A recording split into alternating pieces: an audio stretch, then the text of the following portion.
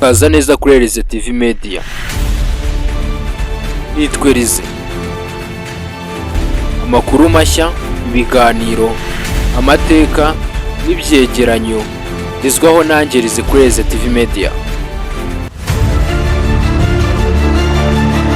Ndagusuhuje cyane wowe uteze Elize TV Media amatwi. Ugiye kukugezaho iki kiganiro Elize niyo gisubizo. Icyo ngusaba ni uko warakoze subscribe kugira ngo tubane no mu bindi biganiro byacu bikurikira. Aba ngiye kukwereka uwitwa Danny Dora Shiri Silver Foundation. Impamvu ngiye kukwereka Shiri Silver Foundation ndetse na Danny Dora nuko amakuru yagiye acicikana ku mbuga nkoranyambaga hanze ku mihanda ndetse n'abantu bagenda bayahererekanya buri ruhande bavuga bati ese koko Danny Dora cyangwa se Danny Bo wamamaye muri Moriyo Skid ndetse akaza gutandukana nayo akajya gukora ku giti cye, akaba n'umuhanzi wikorera, akaba amaze kuba yasohora indirimbo zitandukanye zirimo amashimwe, ndabona ndetse akaza no kurekura bombe. Biri kuvugwa ko yagiye mu itsinda rya Shiri Silver Foundation, akaba ari ababyinnyi n'abahanzi bakomeye cyane, bakaba bahanga indirimbo zabo ndetse bagasubiramo n'iz'abandi zagiye zibica ku mihanda ndetse no ku mbuga nkoranyambaga. Ese uyu Danny Dora nyuma y'uko atandukanye na Moriyo Skid akajya gukora ku giti cye, aka kanya agiye guhita joininga Shiri Silver Foundation? Byaba ari amahirwe biramutse bibaye, gusa ariko se nibyo cyangwa si byo? Icyo usabwa ni ukuba wateye agatebo ukicara nimba amaze gukora subscribe, like, share na comment. Kanangire nkubwire ukuri muri ibi bintu byose. Ubwo byose byatangiraga Shiri Silver Foundation ashinzwe n'ubundi n'uyu Shiri Silver ndetse aza no kuyizamura ku mbuga nkoranyambaga zose zitandukanye zirimo TikTok, Instagram, YouTube n'ahandi. Uyu Shiri Silver Foundation kandi yabaye umuntu ukomeye cyane w'umubyinnyi, yamamara ku ruhando rwa Nyarwanda, Afurika ndetse n'isi yose muri rusange. Uyu Shiri Silver yahuye n'ibyamamare bikomeye cyane birimo uwitwa Kabiremi, ahura n'abandi bantu bakomeye cyane barimo uwitwa Idris Elba, akaba ari umukinnyi wa filime ukomeye cyane ku isi hose.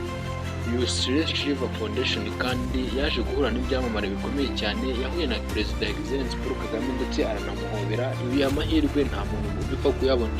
Ikindi kandi wamenya kuri Shiri Silver ni uko ari umukobwa ukomeye cyane kandi ukunzwe n'abatari bake, akaba yaramamaye mu bikorwa bye bijyanye no kubyina ku ma stage ndetse akabinyuza no ku rubuga rwe rwa YouTube Shiri Silver Foundation.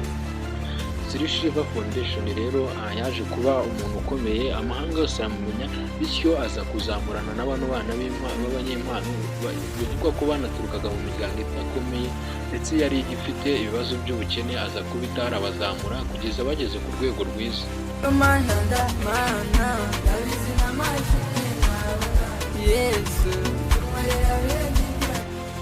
Abakomeza gukurikirana imbuga nkoranyambaga bagenda bavuga ko hari inkuru ziri kugenda zicicikana zivuga ko witwa Danny amaze gusezera muri Moriyo Skid maze ajya gukora ku giti cye.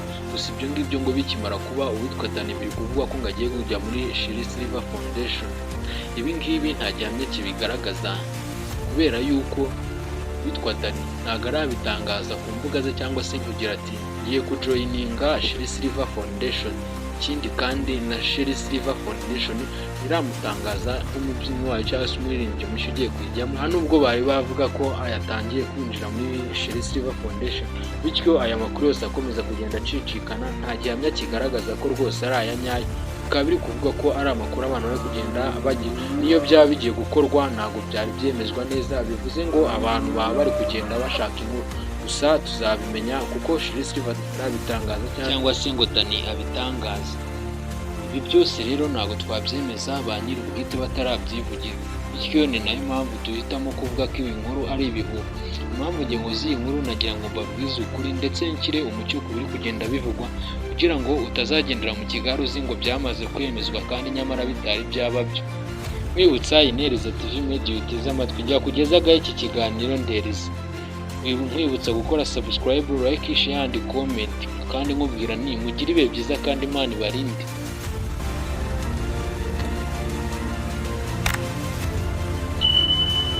Kaza neza kuri Elize TV Media.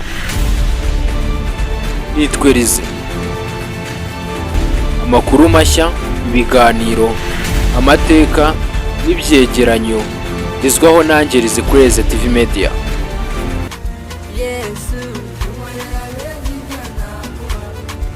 nanjye mu